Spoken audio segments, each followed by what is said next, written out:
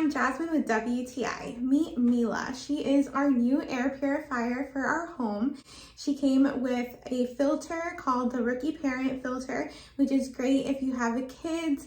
We decided to put it in our nursery. It's going to work so great, especially once we have that diaper pail going. I've heard it can be kind of stinky, so this girl is going to help us out with that. It's also really easy to set up. You just have to remember to take off the plastic off the filter before getting started.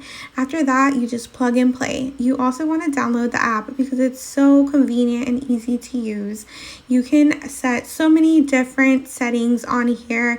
You will love it. You can check the air quality index and you can set schedules. You can have a child lock mode. You can have energy saving mode. You can have it quiet. You can have it in sleep mode.